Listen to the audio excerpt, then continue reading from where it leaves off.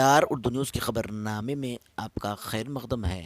ख़राबी मौसम की वजह से आवाम की ख़राबी सेहत जैसा कि डेंगू, मलेरिया, चिकनगुनिया जैसी बीमारी से आवाम मुतासिर हो रही है।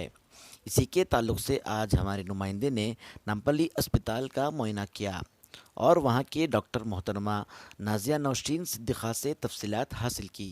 मोहतरमा ने इसी के ताल्लुक से तफसीलात बताई। पेश है खुसूसी रिपोर्ट। अस्सलामुअलैकुम।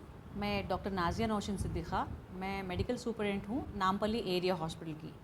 आज चंद चीज़ों से मैं आप सबको वाकिफ़ कराना चाह रही हूँ। एक तो चिकनगुनिया फ़ीवर है, एक डेंगू फ़ीवर है, जो आजकल हम लोग ज़्यादा देख रहे हैं। जो पब्लिक में आजकल पेशेंट्स में ज़्यादा आजकल फ़ीवर के जो पेशेंट्स एडमिट हो रहे हैं, तो आवाम को, लोगों को थोड़े चीज़ों का ख्याल रखने से प्रिवेंट का मतलब आप उसको रोक सकते, जो फ़ीवर होने से पहले जो प्रिवेंट कर सकते, वो पॉइंट्स में आपको मैं थोड़े से पॉइंट बोलूँगी। इंपॉर्टेंट चीज़ है, फर्स्ट चीज़ मस्कीटो ब्रीडिंग। इसका मतलब मच्छर जहाँ पैदा होते हैं, मच्छर जहाँ पलते हैं, मच्छर जहाँ बढ़ते हैं, वो चीज़ों को वहाँ पर फोकस करना है। अपने घर के पास स्टैगनेंट वाटर, जो रुका हुआ पानी रहता, वो कहीं भी हो सकता, पॉन्ड्स हो सकते, बैरल्स हो सकते, या कोई टैंक्स हो सकता, वो चीज़ों पे आप फोकस करिए कि मच्छरों का ब्रीडिंग प्लेस कहाँ है आपके घरों के पास। और कंटेनर्स, वाटर कंटेनर्स को कवर करके रखना है ताकि मच्छर उसमें नहीं आना। छोटे छोटे चीज़ों में, इवन प्लांट्स के जो पॉट्स रहते हैं ना, वहाँ पर भी मच्छर ब्रीड हो सकते। क्लीन ड्रेन्स जो है हमेशा क्लीन करके रखना है। और लार्विसाइड्स बोल के थोड़े दवाएँ मिलते हैं मार्केट में, वो आपको ख़रीद के वहाँ पर लार्वा को किल करने की कोशिश करना है, जो अपने घरों के अतराफ़ अपन ये कर सकते, ताकि मच्छर आपके घर के पास ग्रो में नहीं होना चाहिए। और अपना खुद का प्रोटेक्शन, अपने खुद के प्रोटेक्शन करने के लिए इंसेक्ट रेपेलेंट्स, आजकल कई भी क्रीम्स रहते हैं जो मिल जाते हैं अपने को, OTC पे ऑनलाइन भी मिल जाते हैं, मेडिकल हॉल में मिल जाते हैं। इंसेक्ट रेपेलेंट क्रीम्स जो अवेलेबल रहते हैं, बच्चों को और ख़ुद को भी मच्छरों को बचाने के इंसेक्ट रेपेलेंट क्रीम्स अपने कपड़ों पे भी और अपने स्किन पे भी लगाने से मच्छरों के बाइट को आप प्रिवेंट कर सकते हैं। क्लोथिंग, मैं एक डर्माटोलॉजिस्ट भी हूँ, तो मैं ज़्यादातर बच्चों को देखती हूँ कि मच्छरों की वजह से काफ़ी एलर्जी हो जाती।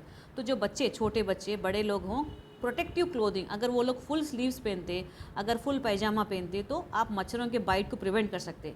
आप एक्सपोजर, जितना स्किन जो दिखता मच्छरों को थोड़ा कम करना है, वो भी एक इम्पॉर्टेंट चीज़ है। और मस्कीटो नेट्स, ये तो अपना एज ओल्ड नुस्खा है। मच्छरों नेट लगा के जो रहते, आपको 100% प्रोटेक्शन देता मस्कीटो नेट्स आपको मच्छर के काटने से। घरों को भी अपने को प्रोटेक्ट करना है कि विंडोज़ में और डोर स्क्रीन्स लगाने से मच्छरों को प्रिवेंट कर सकते। मस्कीटो कॉइल्स और रिपेलेंट्स, ये भी प्रिवेंटिव चीज़ है, मच्छरों को रोकते। बट एक चीज़ है, थोड़े लोगों को इससे एस्थमा और दम चढ़ने की शिकायत हो जाती। वैसा अगर ऐसा कुछ रीज़न नहीं है, तो मस्कीटो कॉइल्स का इस्तेमाल, जेट कॉइल्स का इस्तेमाल कर सकते हैं मच्छरों को भगाने के लिए। और इंसेक्ट के स्प्रेज भी अवेलेबल है, जैसे कि आज अपन टेलीविज़न पे देखते हैं, कई मस्कीटो रिपेलेंट स्प्रेज अवेलेबल है। और छोटे मोटे जो अपने घर के हद तक करते हैं। अदरवाइज़ जो एनवायरनमेंट में है, जो पूरे स्ट्रीट का जो है, वो रिपेलेंट्स, मस्कीटो रिपेलेंट्स करना, वो तो सबकी जिम्मेदारी है, वो मस्कीटो रिपेलेंट्स करना चाहिए।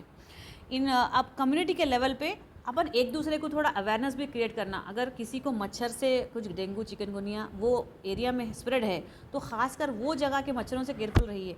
मैं तो बोलती हूँ कि अगर घर के पास में किसी को फ़ीवर हो गया, तो थोड़ा अवॉइड रखना कि कॉमन मच्छर, वहाँ से अगर मच्छर काट के फिर दूसरों को काट रहा, तो इन्फेक्शन फैलने के चांसेस बढ़ जाते हैं। और इम्पॉर्टेंट चीज़ है अर्ली डिटेक्शन। बुखार जब आता पेशेंट्स को, तो यूजुअली क्या होता कि वो लोग सिर्फ घर पे ही मैनेज करते रहते हैं। उसको बहुत, जब टाइम हो जाता 1 हफ्ता 10 दिन, उसके बाद आप मेडिकल अटेंशन सीख कर दें। जब तक क्या होता है, थोड़ा सीवियर ही बढ़ जाती है इन्फेक्शन की, तो वो सही नहीं है। अर्ली में आपको एक बार सही डॉक्टर से, इसका मतलब जनरल फिजिशियन से, जो फ़ीवर के जो स्पेशलिस्ट रहते हैं, उनसे कंसल्ट करना है और मेडिकल केयर लेना है, ताकि वो लोग आपका फ़ीवर करेक्ट डायग्नोस करें और आपका करेक्ट ट्रीटमेंट होना चाहिए। ऐसा नहीं कि आप 10 डेज़ 1 वीक सिफर हो रहे हैं, उसके बाद आप जाके हॉस्पिटल को जा रहे हैं, तो उससे क्या होता, मैनेजमेंट थोड़ा मुश्किल हो जाता, थोड़ा टफ हो जाता। मैं थोड़े चीज़ों पे और आपको इन्फॉर्मेशन देना चाहूँगी। एक तो अपन जो डिस्कस कर रहे हैं, एक डेंगू और चिकनगुनिया, ये 2 बुखार भी मच्छरों से फैलते हैं। तो डेंगू फ़ीवर हम जैसे कि हम लोग पास्ट में देख चुके हैं कि इट वाज़ 2018 में, 2019 में हम लोग कई फ़ीवर पेशेंट्स देखे हैं डेंगू के टाइम पे। That was a very severe, तो ऐसा कुछ नहीं होना चाहिए। तो इसके लिए अपने को थोड़ा इन्फॉर्मेशन मालूम होना चाहिए कि डेंगू फ़ीवर में होता क्या है और अपने को कैसा एहतियात करना है। मैं डेंगू में 2-3 वैरायटी है, जैसे माइल्ड फीवर और सीवियर डेंगू। माइल्ड फीवर में क्या होता है, थोड़ा हाइड्रेशन का मतलब जब इंसान को बुखार रहता है तो वो लोग हाइड्रेशन ज़्यादा, पानी ज़्यादा पीना, ओआरएस पीना, फूड टाइम पे लेते रहना, ये सब इंपॉर्टेंट है क्योंकि हाइड्रेशन एक इंपॉर्टेंट चीज़ है फीवर में। अगर वो डिहाइड्रेशन में जाते तो कॉम्प्लिकेशन ज़्यादा हो जाते। फीवर और पेन रिलीफ के लिए उन लोगों को पैरास्टामोल वगैरह इस्तेमाल करना चाहिए, लेकिन थोड़े दवाएं ऐसे रहते हैं कि जो नहीं इस्तेमाल करना बेटर है, ख़ासकर डेंगू में।